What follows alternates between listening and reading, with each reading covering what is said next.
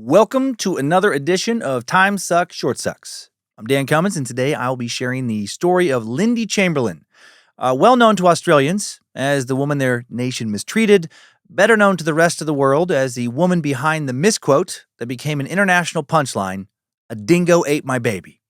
If anything is going to make you a bit more suspicious of evidence for the rest of your life, it's this case. Words and ideas can change the world. I hated her, but I wanted to love my mother. I have a dream. I'll plead not guilty right now. Your only chance is to leave with us. It was just after nightfall on August 17th, 1980, at a remote campsite by Australia's famous Uluru Rock, formerly known when our story took place as Ayers Rock, when a woman's anguished scream tore through the dark. Fellow campers, some cooking dinner over a campfire, others reading in their tents, jumped up to see what the commotion was about. Lindy Chamberlain, a young mother and a pastor's wife in her early 30s, had just gone to check on her 9-week-old daughter, Azaria, who was meant to be sound asleep in the family tent. But when Lindy looked inside the tent, she discovered that her baby was gone. My God, the dingo's got my baby," Lindy Chamberlain screamed, now understandably in hysterics. What parent would not be in hysterics? Ironically, though, her lack of appearing hysterical later would turn her into a national villain. That and what Lindy had claimed to see that night just didn't make sense to most Australians at the time. A dingo slinking out of the family tent, shaking something that turned out to be a baby in its jaws. To many Australians, that seemed impossible. Dingoes, a native wild canine, were just not considered that dangerous, at least not to humans at this time. The 30 to 45-pound creatures, typically no more than 2 feet high at the shoulders, generally eat rodents, rabbits, small lizards, and birds. Not humans, not of any size. But what did seem dangerous was Lindy, with her oddly calm demeanor and religious beliefs that were perceived as being bizarre. And then came the evidence, or at least what seemed like evidence, suggesting that something was sinister, that maybe Lindy wasn't a grieving mother. Maybe she was responsible all along, killing her own baby Azaria in an incredibly bloody manner, like something out of Macbeth. What followed over the coming decades were 4 inquests, 2 wrongful convictions, an international punchline, 1 Oscar-nominated performance from Meryl Streep, and 2 deaths, and an entire continent completely divided. From the 1980s into the 2000s, experts and judges would deliberate over saliva, bloodstains, dingo teeth, and clothing. Today, we're going to go through all the conflicting evidence and the tragic truth behind the meme and seek to answer why, for many Australians, one question still remains. Did a dingo really take that baby? Yes. Lindy Chamberlain was born March 4th, 1948, on the North Island of New Zealand. When Lindy was 20 months old, her family crossed the Tasman Sea and moved to Australia. Lindy's dad was a pastor, and in 1969, she would marry another pastor, Michael Chamberlain. Chamberlain was a pastor of the Seventh-day Adventist Church, a Christian denomination that observes Sabbath, the day of rest, on Saturday as opposed to Sunday, and generally promotes a straight-edge lifestyle while awaiting for the second coming of Jesus Christ, generally considered to be pretty imminent. More actively, they look towards this than most other Christian denominations. Until then, Adventists believe that Jesus labors in a literal heavenly sanctuary, continuing the work he started here on earth. Lindy Chamberlain was, by all accounts, a devoted pastor's wife, actively involved in church life. On the side, she also worked as a dressmaker and a tailor, specializing in wedding dresses. She had no history of violence, no history of mental illness, no criminal history whatsoever. Seemed like a good person, was a good person. 1973, Lindy gave birth to the couple's first son, Aiden. 3 years later came Reagan. The young family of 4 lived in Mount Isa, a mining town, a fairly isolated town in tropical northern Queensland of just under 20,000 people. Mount Isa was known most for what lays beneath it, copper and so much of it. It was and still is one of Australia's largest copper producers and home to the most productive, one of the most productive, copper mines in world history. This area being full of copper will actually factor into Lindy's trial. I was going to say Lindsay, in an unexpected way. On June 11th, 1980, Lindy and Michael's first daughter, Azaria Chantel Lauren Chamberlain, was born. Michael Chamberlain worked long hours as a pastor, often traveled cross-country for mission trips. But in August of 1980, it was not a mission or a sermon calling him, just the promise of an open road and some quality family time. Michael, Lindy, and their 3 young children packed up their canary yellow Holden Tirana hatchback, set off on a family road trip to Uluru, a 550 million year old gigantic sandstone rock rising over 1,000 feet from miles and miles of nearly perfectly flat ground around it, a massive, magical looking monolith protruding out in the middle of thousands of miles of flat Australian desert, actually. Quick note on why Uluru is also referred to as Ayers Rock. Uluru is the original indigenous name and the one officially used by the national park. Ayers Rock was the name given by European colonizers. It's the name used in Chamberlain court records. Today, the two names often used interchangeably, but Uluru is now the official, culturally respectful, preferred term in Australia. Uluru has been a sacred place for the local Ananu people for thousands and thousands of years, home to numerous caves, springs, and petroglyphs. Very, very cool place. I would love to visit someday. A very cool place to take a family camping trip, or at least it was supposed to have been a very cool place to do that. After 3 days of driving interstate from northern Queensland to the Northern Territory, the Chamberlains arrived on Saturday evening, pulling up at a campground. It was dark when they got there, and given that it was a school holiday, the area was already pretty packed with families and bus tour groups. The Chamberlains pitched their tent, and they called it a night. The next morning, on August 17th, 1980, the young family awoke to see Uluru in all its glory. This red rock is taller than the Eiffel Tower with a circumference of 5.8 miles or 9.4 kilometers. It takes an average of around 3 to 3.5 hours to walk around the base of the single rock. Lindy, Michael, and their children spent the day exploring the outback landscape around the sacred rock, befriending other tourists and couples along the way. When admiring some rock art at Fertility Cave, a formation at the base of Uluru, Lindy, holding a wide-awake Azaria in her arms, got an eerie feeling like she was being watched, and she looked up, and sure enough, perched on a ledge above was a dingo, staring not just at Lindy, but at baby Azaria. While Lindy did not have a good feeling about this, she also didn't really worry about her family being in danger, because back then Australians did not lose sleep over dingoes. Right? And why should they? They had bigger fish to fry when it came to dangerous creatures, box jellyfish, saltwater crocodiles, eastern brown snakes, funnel web spiders, and more. Dingoes were mostly just viewed as an occasional nuisance. They look like regular medium-sized mutts, maybe just leaner and tougher. Genetically, they sit somewhere between wolves and domesticated dogs, roughly the same size as a coyote, a little bit smaller usually, but not much. Australian cattle dogs, sometimes called red heelers or blue heelers or even occasionally Queensland heelers, are thought to have some dingo blood in them. Dingoes are a sacred animal to many indigenous Australian communities, seen as hunting companions, and to many as just, part of the family. And now we know that the dingo is capable of killing a human today, but then, back then, pre-Chamberlain times, dingoes not considered, by white non-indigenous Australians at least, as a threat to human life. Later in the evening, after spending their first full day camping, back at the campground, the Chamberlains were unwinding by the campfire with some newfound outback friends. Lindy rocked baby Azaria in her arms while chatting with fellow camper Sally Lowe, and once Azaria had finally settled down, Lindsay left the group to go put Azaria down to sleep in the family tent. 4-year-old Reagan was already there sleeping, zipped up in his sleeping bag. Lindy tucked Azaria into her bassinet and then retrieved a can of baked beans from the car, which was parked directly beside the tent, so she could feed her other son, Aiden, who was complaining about being hungry. Within 10 minutes, Lindy had rejoined her husband and the group back at the barbecue fire pit area. Everything was going great. Quality family time, meeting new people, enjoying the rugged beauty of the outback, grilling up some food for what should have been a lovely dinner. No one, of course, could have known that all hell was about to break loose. Dinner preparation, so scary, actually, when you look back at these things. It just freaks me out sometimes to think about how in life, everything, not to be like a downer, and I know statistically, it's not likely that all hell's going to break loose at any point in your life, but it is fucking terrifying to think that, 1 second, everything is just going great, you're having a beautiful day, and 10 minutes later, you're trapped in a fucking nightmare. That's what happens here. Dinner preparations, now underway, are disrupted when Sally and Michael both hear a short cry coming from the Chamberlain's tent.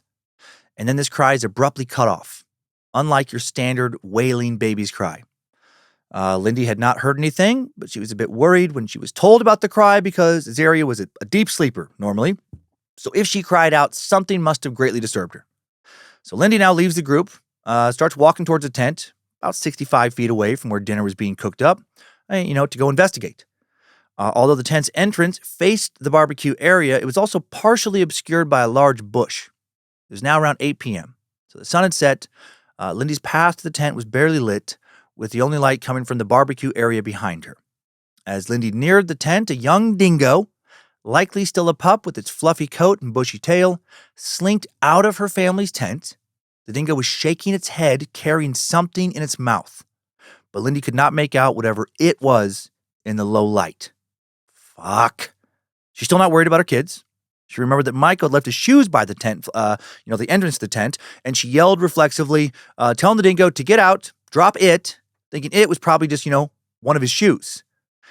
And then it dawned on Lindy that Azaria's tiny head was uncovered in the bassinet, and she worried that perhaps the dingo had nudged her, or worse, maybe even bitten her.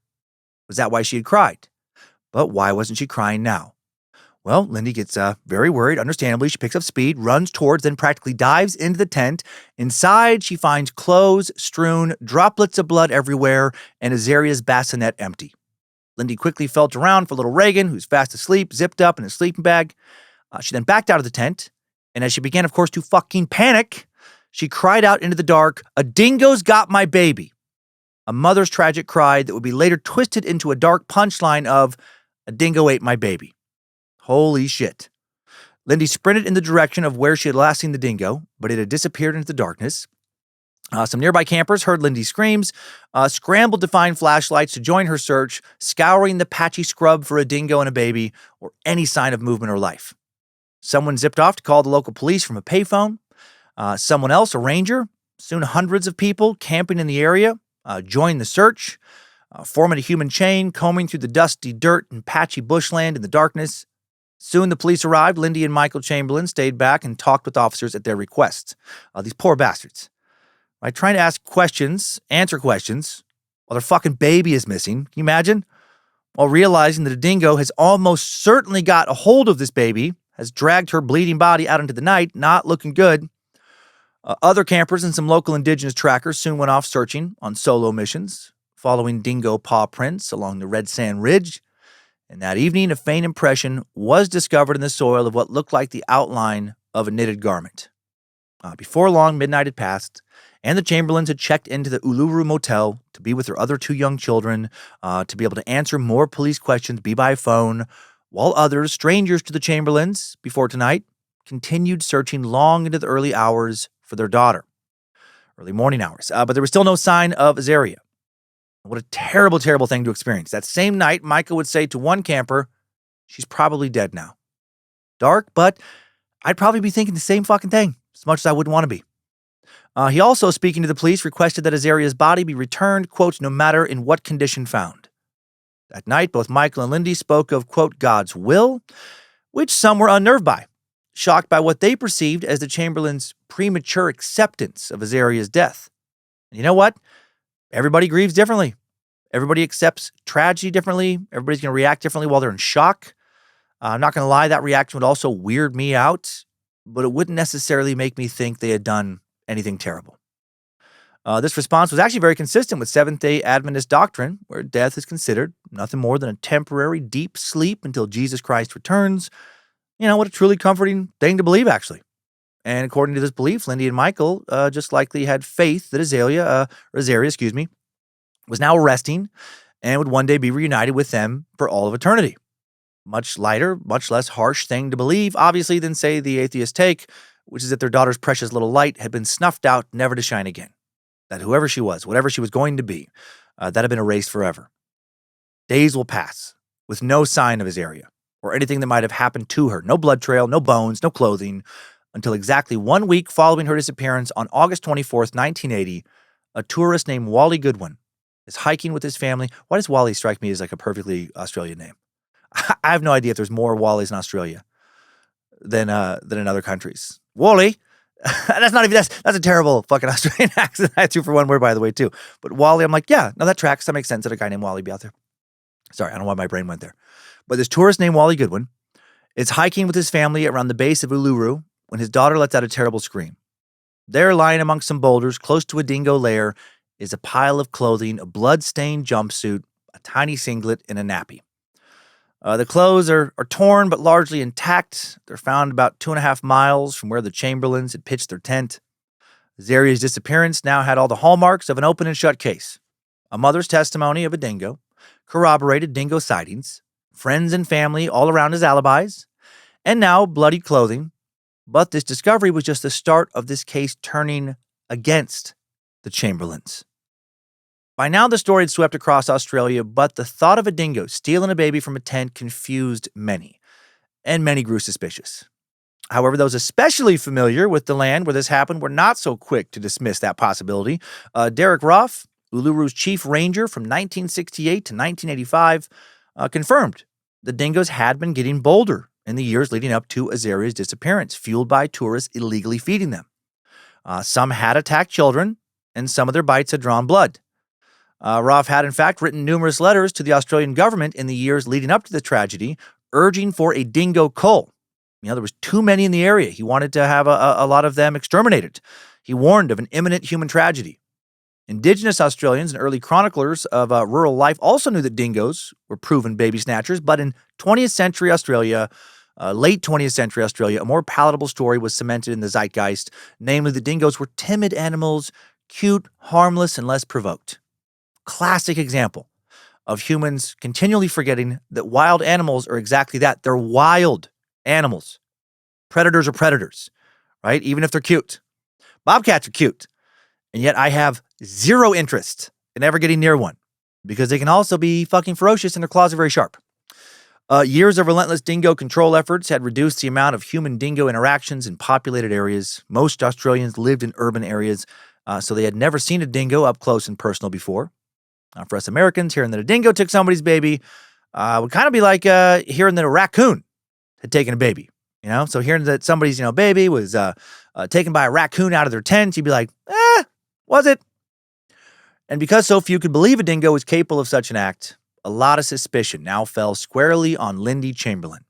Lindy, both stylish and stoic at 32 years old, quickly drew the ire of both the media and the public. She snapped at reporters who asked inappropriate questions, as she should have, recounted events in a monotone voice without crying, far from the hysterical anguish that people expected, that people wanted to see from a grieving mother. Australia recoiled collectively, watching Lindy describe in a clinical, almost detached manner how a dingo rips the skin off its prey, saying, quote, "They use their feet like hands and pull back the skin as they go, and they'll just peel it like an orange." I mean, yeah, that's pretty fucking gruesome depiction to give anybody of what likely had just happened to your baby. But again, she is grieving. She's in shock.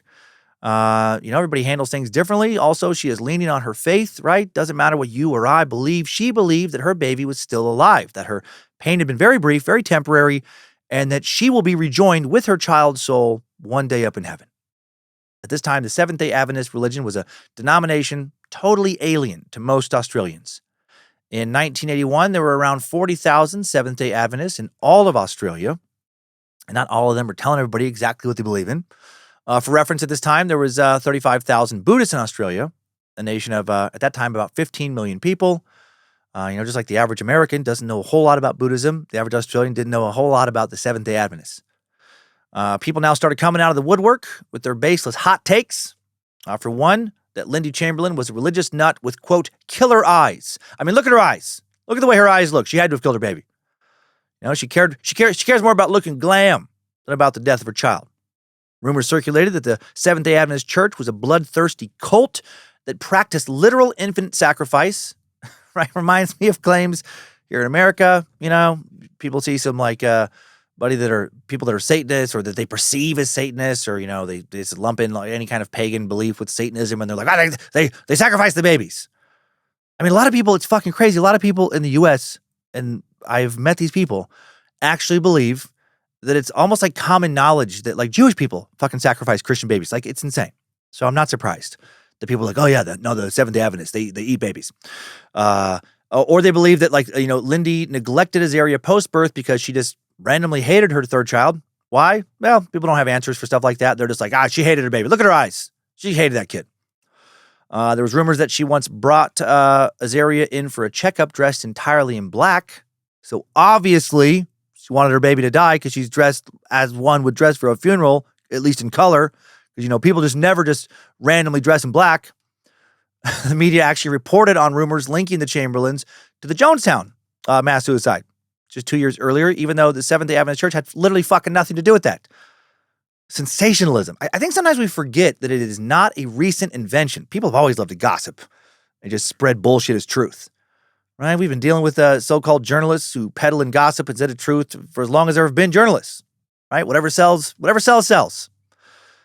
Don't let truth get in the way. Inspector Michael Gilroy's fucking police report included a claim that Azaria's alleged doctor, alleged doctor, that the name Azaria actually meant sacrifice in the wilderness. He cited a baby name book from a library that no one could ever locate because he just randomly pulled that shit out of his ass. I guess I don't know, what a fucking cunt, just wanted some attention from the media or something. That was just patently false. That was just wildly untrue. Azaria is actually a Hebrew name that means helped by God. Doesn't have shit to do with sacrifice. Religion made, the public suspicious. Anxiety around the perception of a bad mother made Lindy unlikable. But it would actually be science, something meant to be objective that would do the most to put the Chamberlains, one of the Chamberlains in jail and get, both of them charged with some stuff. According to early forensic testing, no dingo saliva was found on Azaria's recovered jumpsuit. Of course, to Lindy, that made total sense. She had insisted that Azaria had worn a matinee jacket over her jumpsuit, but there was no proof of that because they hadn't found the jacket, just Lindsay's word against a mountain of circumstantial evidence yet to come. And then there was the jumpsuit itself. Investigators could not understand how it had remained so intact. If you've ever seen a dog maul a toy or a pillow, you'll know, they try to bite, shake, shred, rip. But Azaria's recovered jumpsuit was still fastened up by 2 studs to the neck. The main tear was clean and surgical looking, as if it came from scissors, not teeth. To determine the cause of death, the first coronial inquest was announced in U.S. terms. This is the equivalent of a medical examiner or just a coroner's report, where the who, what, when, why, and how of a death is established before a criminal trial can proceed. To find out just what dingoes are capable of, a bunch of experiments now took place around Australia. Baby goat carcasses were dressed in human baby singlets, nappies, buttoned-up jumpsuits, and then they would be tossed to hungry, captive dingoes to observe how the animals would retrieve the meat. That's pretty wild. Think about scientists just calmly watching that experiment, just, throwing a fucking dead goat dressed in a baby bonnet. It's like, oh, yeah, okay, oh, yeah, okay. But, that's how experiments got to go. Meanwhile, wild dingoes were shot and dissected by veterinarians searching for human bones or proteins. Uluru park rangers also provided evidence of recent attacks by supposed tame park dingoes on young children. On February 20th, 1981, Coroner Dennis Barrett delivered his verdict in a broadcast televised all across Australia, watched, it seemed, by most of Australia. A wild dingo killed Azaria Chamberlain. He concluded, that was his conclusion. He said that since no dingo saliva was found on Azaria's clothing, she'd likely been carried by the head or the neck. Coroner Barrett also apologized directly to the Chamberlains for the vicious accusations, unfounded accusations they had endured, saying, "You have not only suffered the loss of your beloved child in the most tragic circumstances, but you have been subjected to months of innuendos, suspicion, and probably the most malicious gossip issued in this country." Coroner Barrett lambasted the Northern Territory Police and Forensic Unit for their many, many missteps, including but not limited to the inexperience of a constable who eyeballed the bloodstains in the tent and came up with some illogical conclusions, an overall lack of objectivity throughout the entire investigation.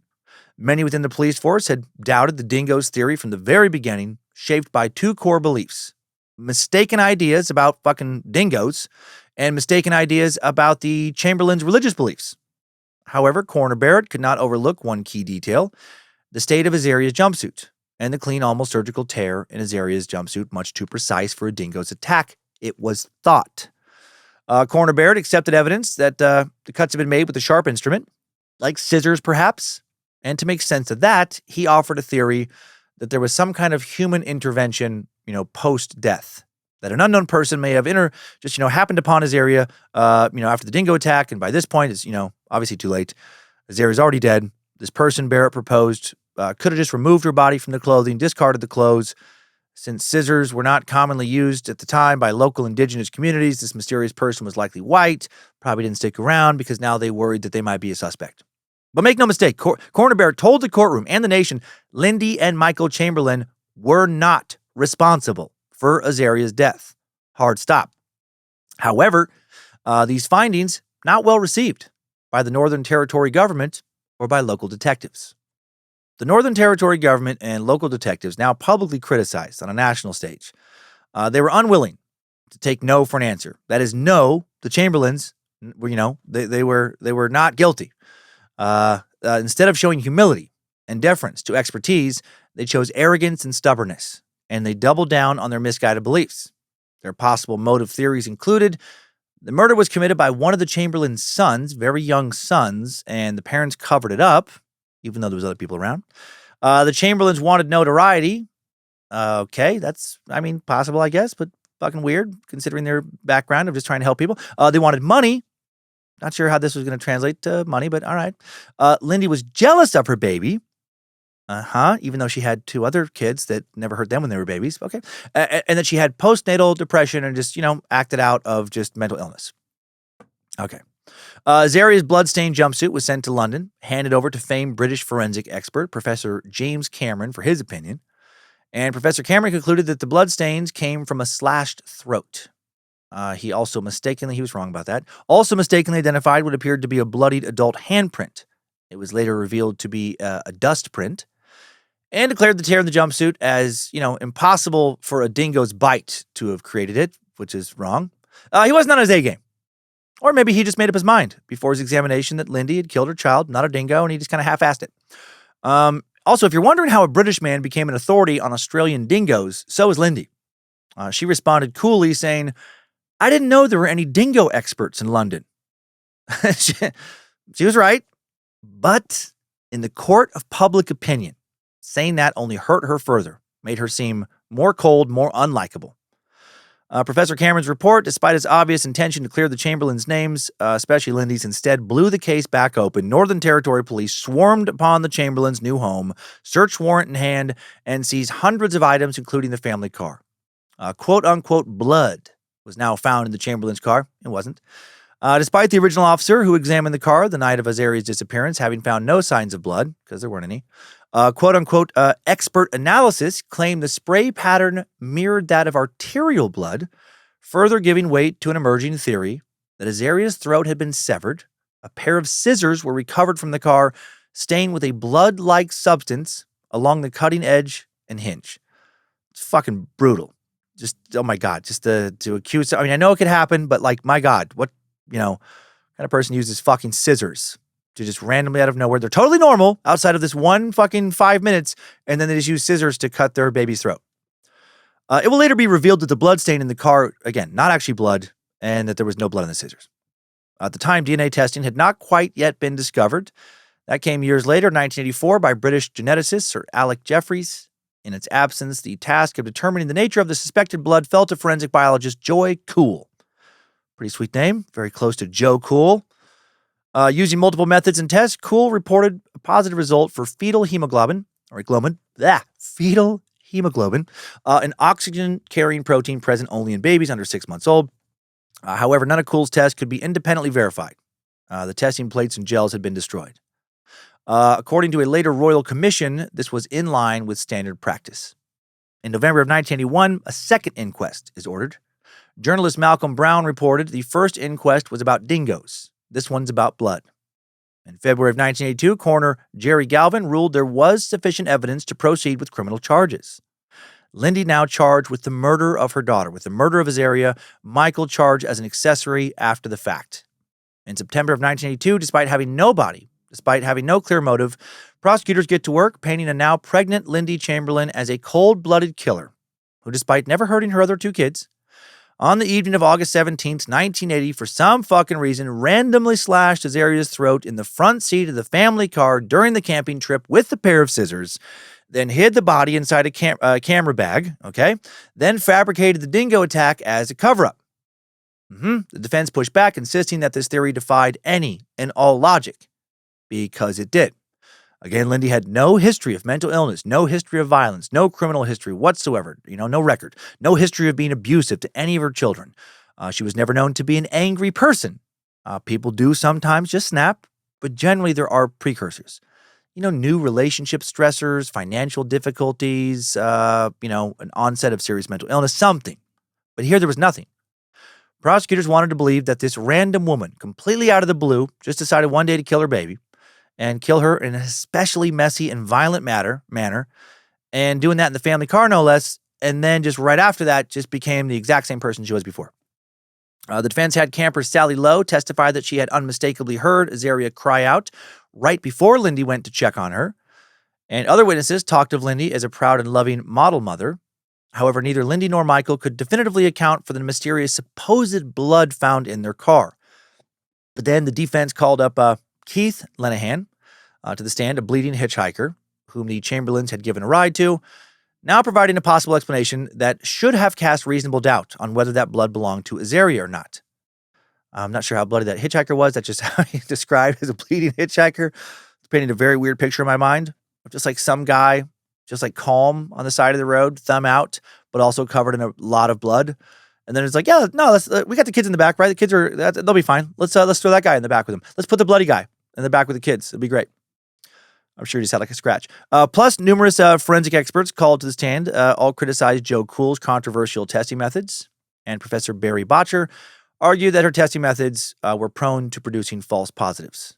And he was correct about that. However, the prosecution attacked his credibility, framing Botcher as just a theoretical academic. You're living in your fucking ivory tower with your books and stuff. Okay. In contrast to lab coat wearing Joy Cool's, my God, hands-on experience. The jury, who had no background in complex blood science, could not tell who the fuck was the real expert. Lindy Chamberlain would later make some comments about the vulnerability of juries, saying, "Later, a juror told me that, quite frankly, they didn't understand a word of it. But that Joy Cool, fuck you, Joy Cool, for having a name almost identical to Joe Cool. But that Joy Cool had a nice manner and looked at them and smiled. She treated them like school children. Whereas the defense guy used all these big jaw-breaking words, had a manner that they didn't understand, didn't care for. We're giving juries a very complex tertiary and even PhD-level forensics to try to decipher and decide whether a person is guilty or innocent," she said. "It's not their fault if they get it wrong." I think it's kind of their fault sometimes. Lindy was a lot more diplomatic than I would have been. I would have been tempted to say, well, the problem with the jury, and with a lot of juries, is that a lot of people are real fucking stupid. I still think about my own one-day jury experience as a jury member years after I wrote a bit about getting out of jury duty. Saying a bit. First off, the attorneys found out about that bit. It was on like this special of mine, so some people there knew about it. But then they still put me on the jury, which I think is weird. And then some of my fellow jurors were clearly barely smart enough to be able to get fucking dressed and drive to the courtroom. Like truly, wildly irrational.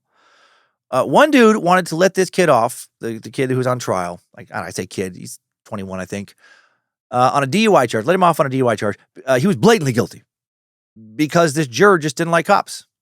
That was seriously his reasoning. He didn't care about any evidence. He's just like, I just don't like cops.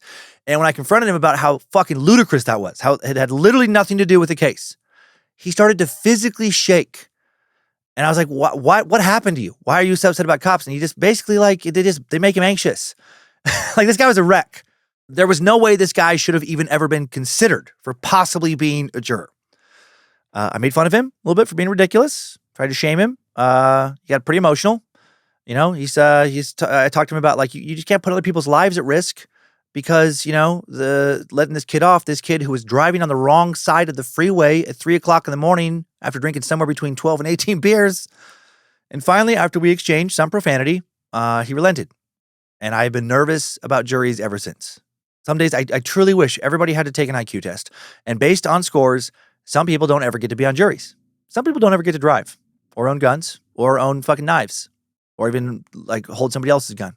A lot of people won't get to have kids in this situation for me or work with kids, et cetera, et cetera. I could go on.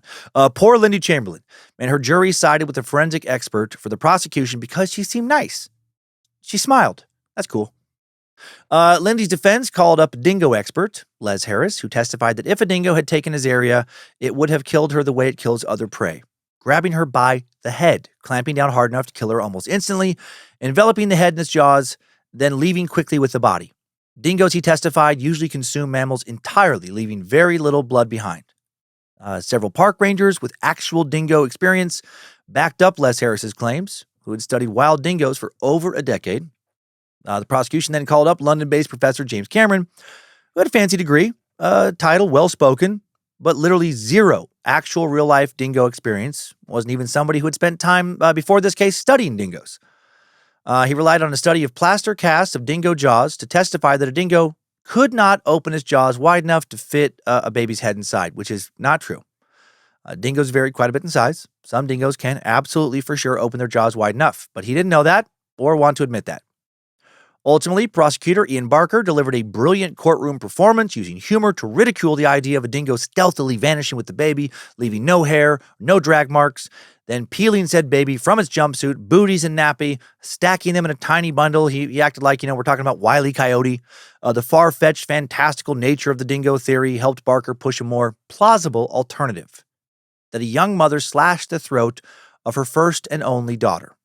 Of the trial, author of Azaria, Wednesday's Child, James Simmons wrote, "Perhaps the dingo was on trial after all, and in a choice between the dingo and Lindy, she simply ran second." Now might be a good time to mention that the jurors also were not sequestered. They stayed in the same hotel as many of the prosecution witnesses, even went out drinking with them. Also went out drinking with local police. So that's cool. Even Lindy called it ridiculous to expect any kind of impartiality. On October 29th, 1982, a jury will find Lindy Chamberlain guilty of the murder of Azaria, with Michael found guilty as an accessory after the fact. Lindy is sentenced to life in prison with hard labor, and Michael's sentence initially deferred. He will never serve any jail time. My God, can you imagine being her? Can you imagine fucking losing your baby? A dingo did actually eat her baby. And instead of getting, sympathy, instead of, people reaching out to support her, no, she's put in prison for the rest of her life. Or, was supposed to be there for the rest of her life. November 17th, Lindy, while in prison, gave birth to her fourth child. God, just to add this to this tragedy, Kalia. Then a short time later was released on bail pending appeal, which was denied. Now out of appeals, Azaria's death certificate, formally amended to read extensive wounding to the neck, consistent with the murder conviction. Mom goes back into her cell, goes back to hard labor, separated from her 3 living children. Then in 1984, reports emerged that several Holden Torana hatchbacks, the same make and model of Chamberlain's car, had strange spray patterns on the dashboard. It turned out to be remnants of a sound-deadening spray applied during manufacturing, not arterial blood or blood of any kind. No idea how they fucked that up. I mean, they didn't have DNA testing quite yet, but they did know how to tell the difference between blood, any type of blood, I would think, and a sound-deadening spray. As that came to light, petitions started to pop up across the country. Thousands of Australians who once doubted Lindy now felt pretty shitty and called for her release. However, most Australians still thought she did it. A 1984 poll showed that nearly 77% of Australians still believe she was guilty. And so Lindy Chamberlain would remain behind bars until the unrelated tragedy of a stranger changed everything. 3 years into her hard labor sentence, a British tourist, David Brett, went missing while climbing Uluru. He'd fallen to his death. After he had died, some dingoes ravaged his body.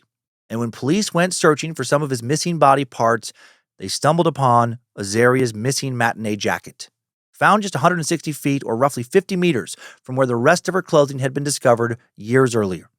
Another big fuck up. How did they not find that before? The prosecution's main argument, that no dingo saliva traces were found, now came undone, a second clothing layer explaining away the missing traces. And because of this, on February 7th, 1986, Lindy Chamberlain is released from prison after spending 3 long years behind bars, and even longer than that, suspected of being a murderer. All convictions against the Chamberlains are now quashed. In 1988, a little-known movie, at least in the U.S., called Cry in the Dark is released, starring Meryl Streep and Sam Neill, which carried the story of Lindy's wrongful conviction across oceans. In her autobiography, Through My Eyes, Lindy called the film 95% accurate and praised Meryl Streep's performance. After the film's release, letters of apology from the public poured in. The movie is actually called Evil Angels in Australia, and Meryl Streep scored a nomination for the Academy Award of Best Actress, or for Best Actress. There we go. In the movie, Meryl, playing Lindy, cries out in one scene, "The dingo took my baby," And then people ran with a version of that, a misquote called "A Dingo Ate My Baby," and that misquote became a very, very popular pop culture punchline. It appeared in episodes of Seinfeld, Simpsons, Frasier, Supernatural, Buffy the Vampire Slayer, as well as in movies like Tropic Thunder. Later that same year, baby blood tester Joy Cool admitted that she made a huge mistake.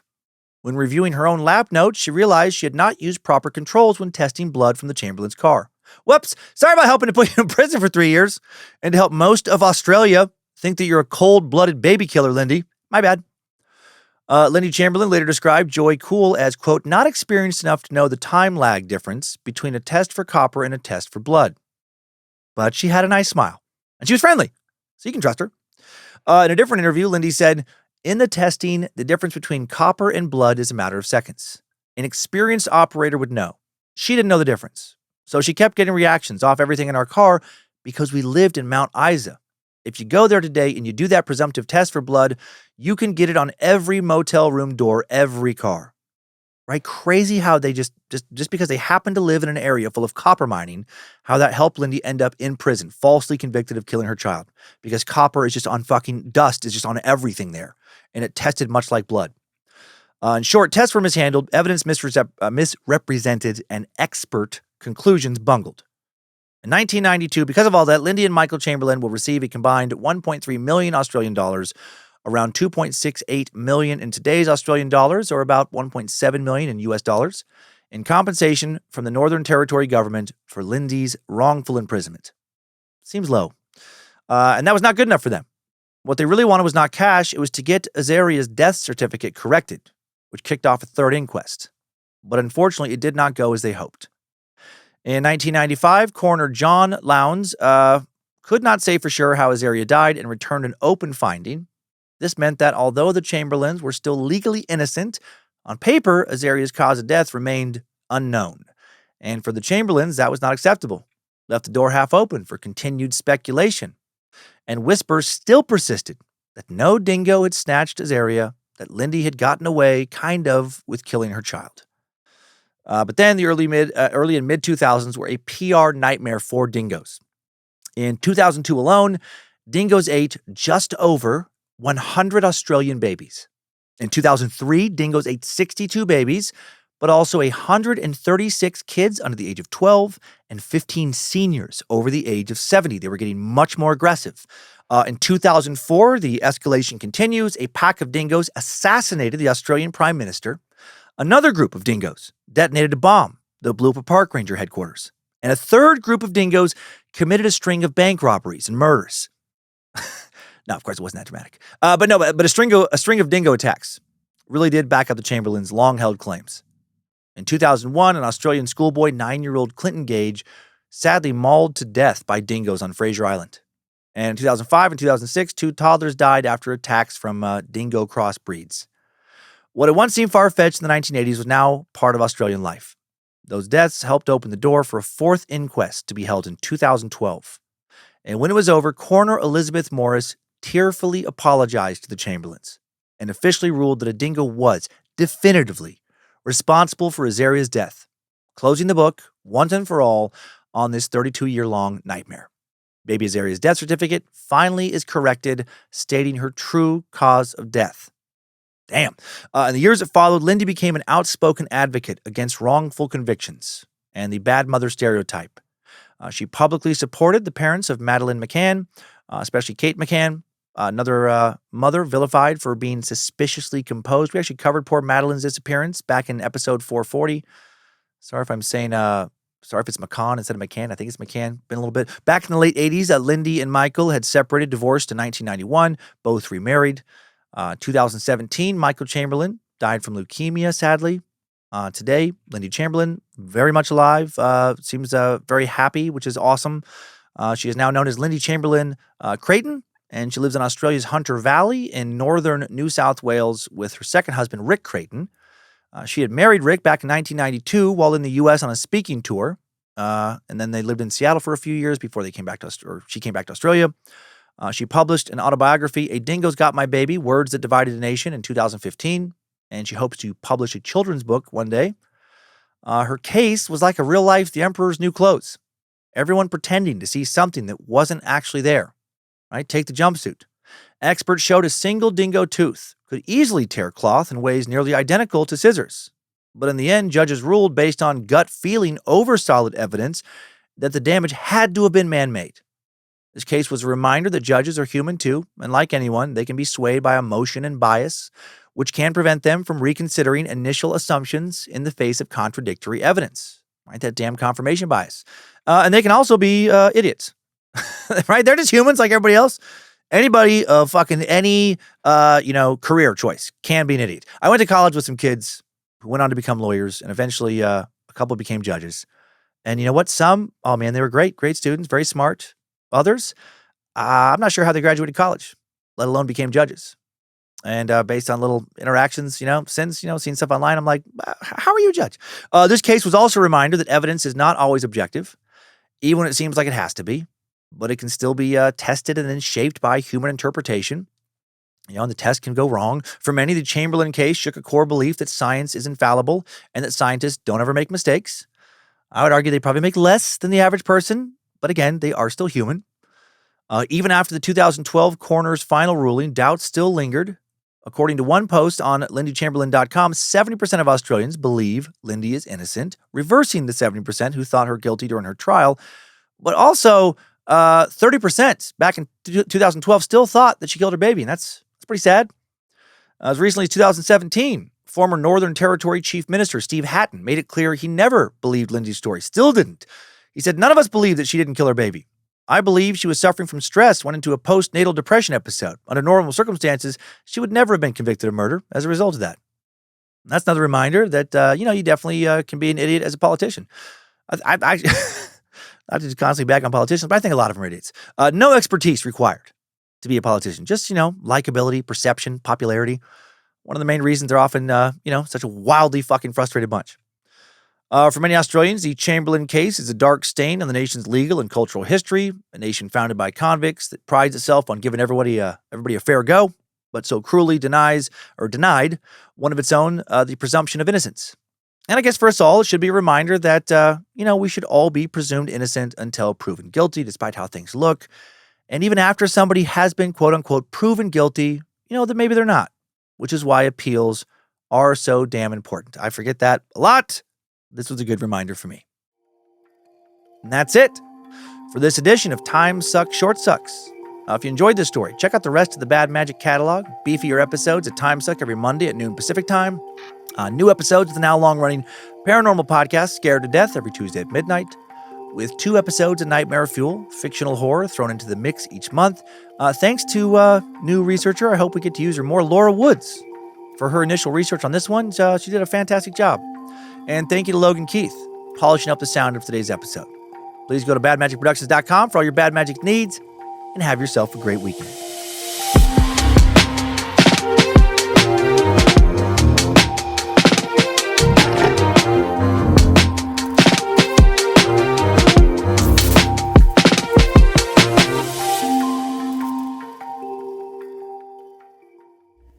Bad Magic Productions.